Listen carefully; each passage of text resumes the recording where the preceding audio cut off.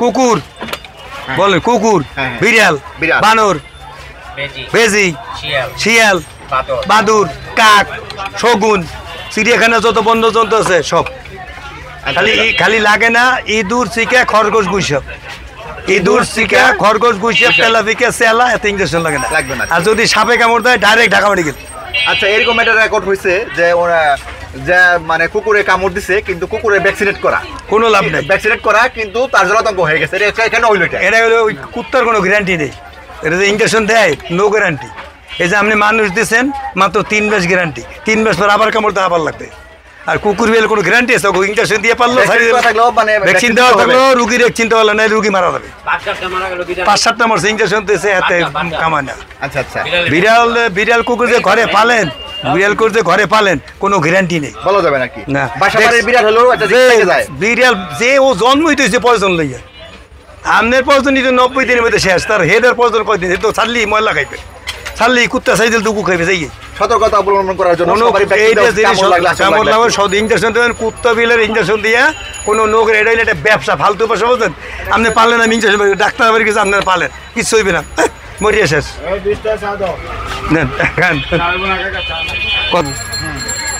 তার সাথে সাবান পানি দিয়ে ধুইতে 20 মিনিট, 20 মিনিট ধুইতে হবে। সাবানে ফেনা দিয়ে ধুইবে 10 থেকে 20 মিনিট। ধুইয়া যদি বেশি কেমন ডাক্তার দেয়, ডাক্তার দিয়ে সে চিকিৎসা নেবে। আচ্ছা, রাত্রে ইঞ্জেকশন দেয় না, যদি জরুরি বেশি দেওয়া লাগে তো এটা দিয়ে দেয়। আচ্ছা আচ্ছা, ঠিক আছে। এককাল যদি মারাত্মক, এটা দিয়ে দেয়। নিয়মটা আসলে কি? আমার ভ্যাকসিনটা কত তাড়াতাড়ি দেওয়া যায়, যত তাড়াতাড়ি দেওয়া যায়। ধরেন আজকে সন্ধ্যার সময় কামড়েছে, এটা আগামী সকালে দেওয়া যায়, ভয়ের কোনো কারণ নেই। আচ্ছা আচ্ছা, 2 মাস সময় থাকে। না, 3 দিনের ভিতরে দেবে, যত তাড়াতাড়ি।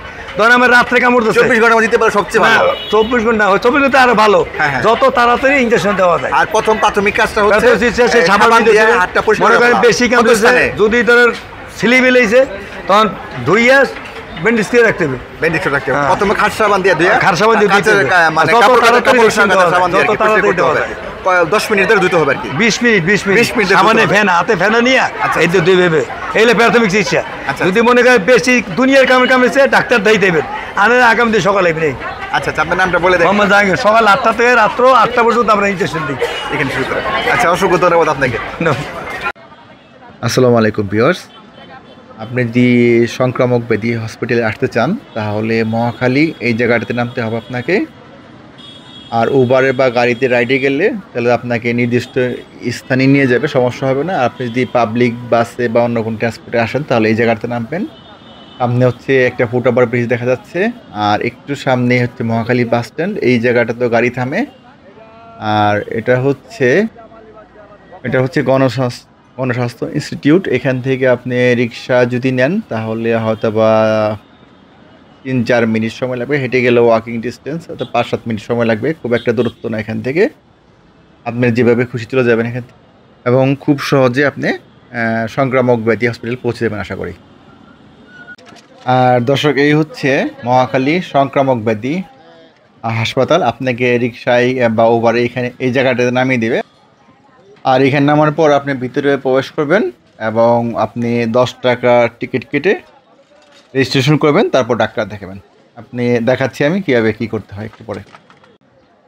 তো আপনি হসপিটালে ঢোকার পরে প্রথম যে কাজটি করতে হবে সেটা হচ্ছে আপনাকে টিকিট কনফার্ম করা। এখানে আপনি ঢুকলেন, ঢোকার পরে হাতে ডানের দিকে যে লাইনটা আছে 1 নম্বর কাউন্টার, এখান থেকে আপনি 10 টাকা দিয়ে টিকিট করবেন।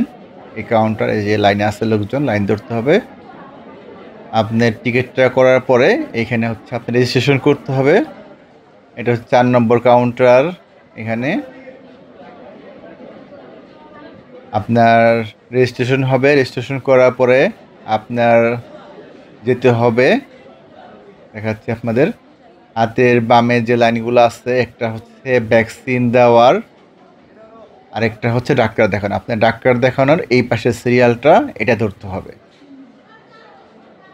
একদম হাতের বামে ডাক্তার বসে, এবং ডাক্তার আপনার ক্ষত স্থান বা আক্রান্ত স্থান দেখে জানাবে আপনাকে কী করতে হবে, কয়টা ভ্যাকসিন দিতে হবে বা কি করতে হবে। এখানে আপনার ক্ষত স্থান বা আক্রান্ত স্থান কতটুকু ব্লিডিং হয়েছে, কী অবস্থা, এগুলো দেখার পরে হয়তো জানাবে।